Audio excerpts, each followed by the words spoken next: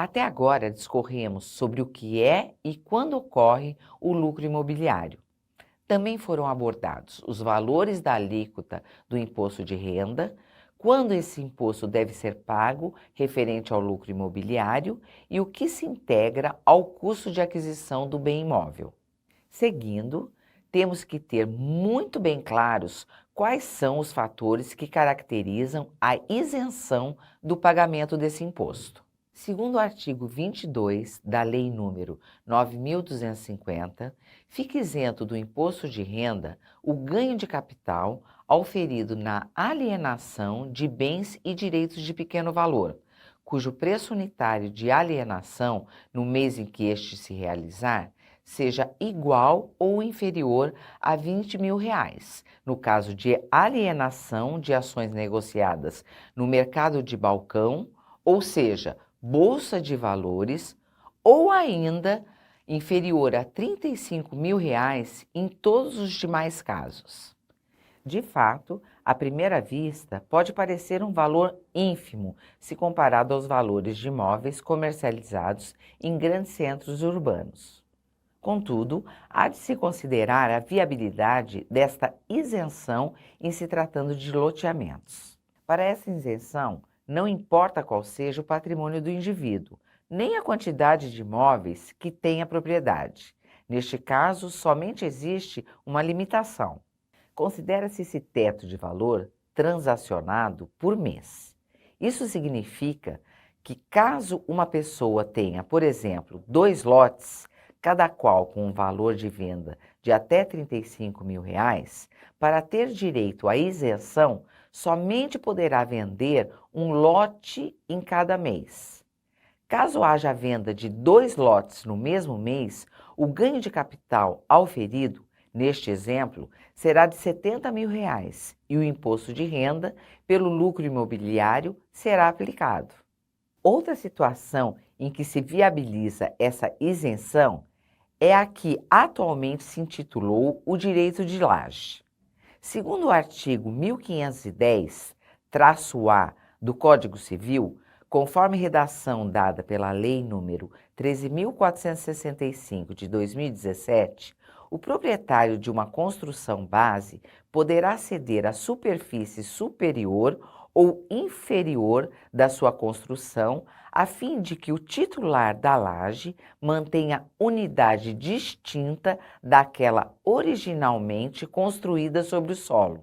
Essa projeção vertical torna-se uma unidade imobiliária autônoma, não pertencente ao proprietário da construção base, e o titular do direito real de laje responderá pelos encargos e tributos que incidirem sobre a sua unidade. Mas caso essa unidade imobiliária seja comercializada a um valor igual ou inferior a R$ 35.000, caberá o direito à isenção do pagamento do imposto de renda referente ao lucro imobiliário auferido.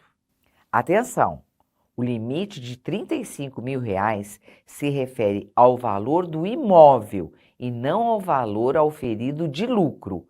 Isso tem que ficar bem claro.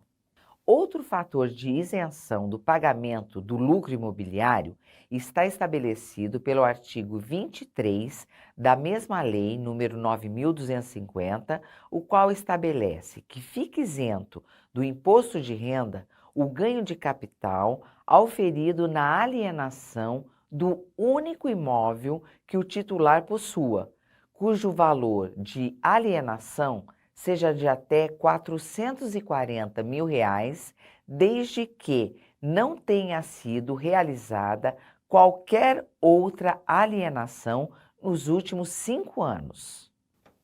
Portanto, se uma pessoa compra um imóvel, por exemplo, em 2011, ao valor de R$ 200.000, sendo esse seu único imóvel, e o vende em, digamos, 2012 por R$ 300.000, ainda que tenha um lucro de R$ 100.000, estará isenta do pagamento do imposto de renda, independentemente de ter ou não usado esse valor para aquisição de outro imóvel. Ainda nesse exemplo, suponhamos que essa pessoa tenha adquirido outro imóvel em 2012 pelos mesmos R$ 300 mil e em 2016, não tendo outro imóvel, venda esse seu único imóvel por R$ 400 mil. Ainda que este valor de R$ 400 mil seja inferior ao limite de R$ 440 mil, neste caso deverá pagar o imposto de renda pelo lucro imobiliário de R$ 100 mil. Isso porque, nos últimos 5 anos, essa pessoa já havia realizado uma alienação, ou seja, uma venda. Ela vendeu um imóvel em 2012 e agora, em 2016, apenas 4 anos depois, realizou outra venda. Caso essa segunda venda tivesse ocorrido em 2018, já passados mais de 5 anos daquela primeira venda feita em 2012, então essa pessoa poderia ter direito à isenção. Segundo o artigo 18 da Lei nº 7.713, de 88, para apuração do valor a ser tributado, no caso de alienação de bens imóveis, poderá ser aplicado um percentual de redução sobre o ganho de capital apurado, pelo ano de aquisição ou incorporação do bem, de acordo com uma tabela apresentada nesse mesmo artigo.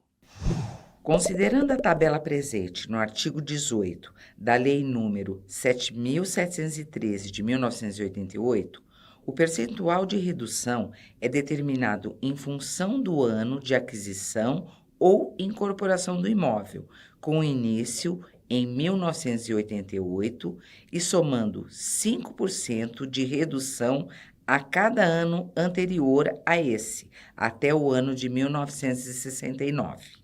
Dessa forma, o lucro auferido pela venda de bens imóveis adquiridos até o ano de 1969 será considerado isento de imposto de renda, uma vez que o percentual de redução para esses casos é de 100%. Conforme o parágrafo único desse artigo, não haverá redução relativamente aos imóveis cuja aquisição venha a ocorrer a partir de 1º de janeiro de 1989, data que, portanto, não consta nessa tabela. Assim sendo, temos uma isenção total de pagamento de imposto de renda referente ao lucro imobiliário, auferido pela venda de um imóvel que tenha sido adquirido em qualquer data anterior a 1969, e um desconto ou abatimento do valor do imposto de renda para os imóveis vendidos que tenham sido adquiridos entre os anos de 1970 e 1988. Segundo o artigo 39 da Lei nº 11.196, de 2005, também fica isento do imposto de renda o ganho auferido por pessoa física residente no país na venda de um ou mais imóveis residenciais, desde que o alienante, no prazo de 180 dias, contados da celebração do contrato, aplique o produto da venda, ou seja, o valor obtido na aquisição de um ou mais imóveis residenciais localizados no país. Portanto, fica claro que a isenção se refere à venda de imóveis sem limitar a quantidade. Em outras palavras, a pessoa pode vender um único imóvel e comprar 2 ou quantos ela quiser ou puder. O contrário também é válido. A pessoa pode vender 2 ou mais imóveis e usar os valores para comprar um único imóvel. Assim como ela pode vender vários imóveis e usar os valores para comprar outros tantos imóveis. Não existe limite referente à quantidade de imóveis transacionados. Para ter o direito à isenção, basta que todo o valor obtido na venda de imóveis residenciais seja integralmente utilizado na aquisição de imóveis também residenciais. Contudo, é importante entender que, conforme estabelece o parágrafo 1º deste artigo, no caso da venda de mais de um imóvel, este prazo de 180 dias começa a ser contado a partir da data de celebração do contrato relativo à primeira operação, ou seja, à primeira venda. Outro detalhe relevante a ser considerado é que, conforme estabelece o parágrafo 2º deste artigo, a aplicação parcial do produto da venda, ou seja, se for usado apenas parte do valor obtido pela venda do imóvel ou pelas vendas dos imóveis, se mais de um, implicará a tributação do ganho proporcionalmente ao valor da parcela não aplicada. Para ilustrar, se o imóvel em questão tem um valor de, por exemplo, R$ 500 mil e a pessoa vende este imóvel por, digamos, R$ 600 mil, terá um lucro de R$ 100 mil. Caso essa pessoa utilize R$ 600 mil para a aquisição de um ou mais imóveis dentro de 180 dias, teria direito à isenção de pagamento do imposto de renda referente a este lucro. Contudo, supondo que essa pessoa utilize apenas R$ 300 mil para a aquisição de outro imóvel, teria usado 50% do montante total e, portanto, terá que pagar imposto de renda referente a 50% do lucro. Neste caso, deveria pagar imposto de renda sobre o lucro imobiliário referente a R$ 50 mil. Ressalta-se ainda que a isenção que se trata este artigo se refere exclusivamente a imóveis residenciais. Por fim, há de se destacar que o benefício desta isenção do pagamento do imposto de renda devido à aplicação dos ganhos referente à venda de imóveis residenciais em aquisição de outros imóveis residenciais em prazo de 180 dias, somente poderá ser usufruído pela mesma pessoa uma única vez a cada 5 anos. Ainda no assunto de isenção, vale lembrar do artigo 17 da Instrução Normativa da Secretaria da Receita Federal, número 84 de 2001, o qual estabelece o que pode integrar o custo de aquisição e, portanto, ser considerado como o valor do imóvel. Antes de revermos, há de se ter bem claro que a possibilidade que esse artigo traz é a de aumentar o valor do imóvel frente a uma série de custos que se possam ter tido com ele. Portanto, caso o imóvel tenha sido adquirido, por exemplo, por R$ 500 mil e se fosse vendido por R$ 700 mil, haveria um lucro de R$ 200 mil. Contudo, digamos que o proprietário teve dispêndios e despesas listados nessa instrução normativa, de, por exemplo, R$ 250 mil.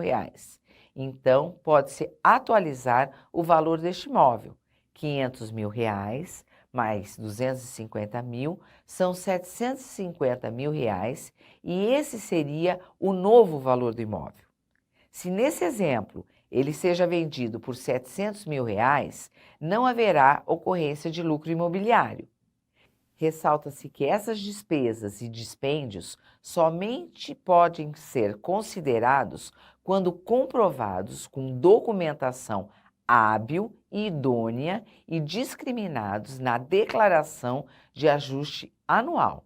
Estamos falando de dispêndios com construção, ampliação e reforma, desde que os projetos tenham sido aprovados pelos órgãos municipais competentes. Dispêndios com pequenas obras, tais como pintura, reparos em azulejos, encanamentos, pisos, paredes, as quais dispensam a aprovação de projetos pelos órgãos municipais, pois não caracterizam alteração no projeto inicial.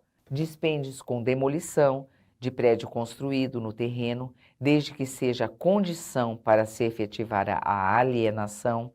Despesas de corretagem referentes à aquisição do imóvel vendido, desde que tenha suportado o ônus. dispêndios pagos pelo proprietário do imóvel com a realização de obras públicas, tais como colocação de meio-fio, sarjetas, pavimentação de vias, instalação de redes de esgoto e de eletricidade que tenham beneficiado o imóvel, o valor do imposto de transmissão pago pelo alienante na aquisição do imóvel, o valor de contribuição de melhoria, os juros e demais acréscimos pagos pela aquisição do imóvel, como os pagos em casos de financiamento, e o valor do laudêmio pago. Portanto, esses custos podem incrementar o valor do imóvel e, com isso, no final das contas, diminuir o lucro imobiliário e, portanto, o valor do imposto de renda a ser pago.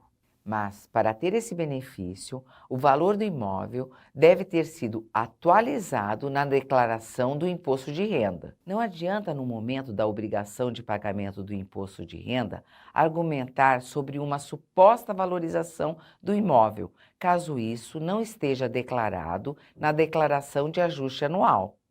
Também há de se chamar a atenção que é preciso guardar os comprovantes de qualquer um dos dispêndios ou das despesas listadas, tais como notas fiscais, recibos com nome e CPF, canhotos de cheques, também com nome e CPF de quem os recebeu e quaisquer outras formas de comprovação legítima desses custos. Caso a benfeitoria já tenha sido feita e não esteja declarada, sempre é possível realizar uma declaração de imposto de renda retificadora, desde o ano em que foi realizada a reforma. É preciso adicionar ao valor do imóvel as despesas efetuadas. Mas atenção, a Receita Federal não aceita qualquer coisa. Ressalta-se que benfeitoria é tudo o que efetivamente aumenta a vida útil do imóvel, como pintura, troca de telhado ou ampliar um cômodo, são bons exemplos. Por outro lado, gastos com mera decoração não vão servir. Perceba que uma pessoa pode incrementar o valor do imóvel adquirido, incluindo a despesa de corretagem, ou seja, os honorários do corretor de imóveis ou da imobiliária. Mas isso somente será possível se a pessoa puder comprovar que essa despesa foi assumida por ela enquanto compradora deste imóvel e não pelo antigo proprietário que lhe vendeu o imóvel. Ainda que esse caso possa não ser o usual, a Receita Federal permite que, no caso de sua ocorrência, possa essa pessoa compradora integrar essa despesa, incrementando o valor do imóvel da sua declaração de imposto de renda. O mesmo benefício pode ser obtido no caso da venda do imóvel. Segundo o parágrafo 4º do artigo 19 da Instrução Normativa da Secretaria da Receita Federal, número 84 de 2001, o valor da corretagem, quando suportado pelo alienante, o vendedor, é deduzido do valor de alienação. E quando se tratar de venda a prazo com diferimento da tributação, a dedução será feita sobre o valor da parcela do preço recebido no mês de pagamento da referida corretagem. Portanto, para ilustrar, caso a pessoa tenha um imóvel no valor de, por exemplo, R$ 500 mil e o tenha vendido por R$ 530 mil, teria um lucro imobiliário de R$ 30 mil. Contudo, as despesas de corretagem foram pagas ao valor referente a 6% do valor de venda, ou seja, R$ 31.800. Este valor poderá ser abatido do valor de venda para efeito do cálculo de lucro imobiliário. Dessa forma, 530 mil menos 31.800 resultará em R$ 498.200. Esse valor é inferior ao valor do imóvel, que é de R$ 500 mil, e neste caso não haverá incidência de imposto de renda sobre o lucro imobiliário, por não ter havido de fato nenhum ganho de capital. Outro caso de isenção do pagamento de imposto de renda por lucro imobiliário, estabelecido pelo artigo 29 da Instrução Normativa da Receita Federal número 84, se refere à permuta de unidades imobiliárias, especificamente no caso em que não haja torna em dinheiro. No caso de haver torna em dinheiro, o artigo 23 dessa instrução normativa apresenta o cálculo a ser feito para apurar o ganho de capital. Instrução normativa da Secretaria da Receita Federal, número 84 de 2001. Artigo 23. No caso de permuta com o recebimento de torna em dinheiro, o ganho de capital é obtido da seguinte forma. Primeiro, o valor da torna é adicionado ao custo do imóvel dado em permuta.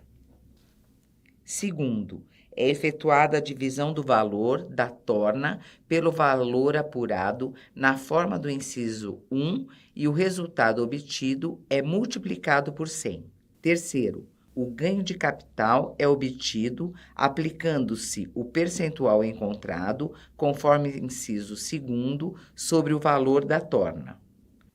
Para ilustrar os cálculos desse artigo 23 da Instrução Normativa, suponhamos um imóvel que seria vendido por R$ 500 mil e que foi dado em permuta um imóvel de R$ 300 mil, mais R$ 200 mil em dinheiro. No primeiro cálculo, o valor de torna, que é de R$ 200 mil, é adicionado ao custo do imóvel dado em permuta, que era de R$ 300 mil. Essa soma resulta em R$ 500 mil. No segundo cálculo, dividimos o valor de torna, que é de R$ 200 mil, pelo resultado do primeiro cálculo, que foi de R$ 500 mil, o que totaliza 0,4 e esse resultado é multiplicado por 100. Total é igual a 40. Esse é o percentual que é citado no terceiro cálculo. Neste terceiro cálculo, sobre o valor de torna, ou seja, sobre R$ 200 mil, aplicamos o percentual obtido no segundo cálculo, que foi de 40%. Portanto, 40% de 200 mil é igual a R$ 80 mil. Esse é o valor referente ao ganho de capital do vendedor do imóvel.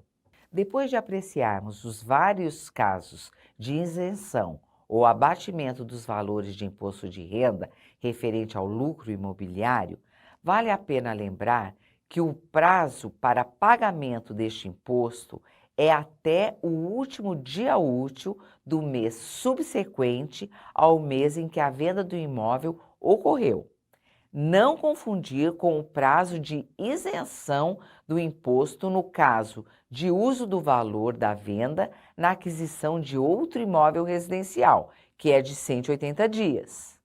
Portanto, neste ponto, temos uma situação delicada que os corretores de imóveis devem alinhar muito bem com seus clientes. Se não ocorrer a aquisição de outro imóvel residencial dentro do prazo do benefício da isenção e o imposto não foi pago dentro do prazo que deveria, ocorrerão acréscimos ao valor do imposto devido.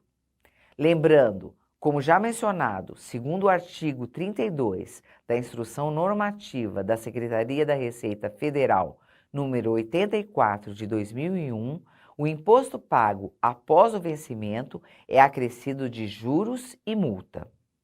Para realizar o pagamento do imposto de renda referente ao lucro imobiliário, deve-se obter o programa de apuração dos ganhos de capital do site da Receita Federal. A partir deste programa, que a cada ano sofre atualizações, é possível fazer o cálculo do imposto com segurança. Neste programa, ao concluir o preenchimento dos dados necessários, será informado se há isenção ou imposto a pagar. Oriente corretamente seus clientes. Sua boa reputação e seu sucesso dependem disso. Bom trabalho!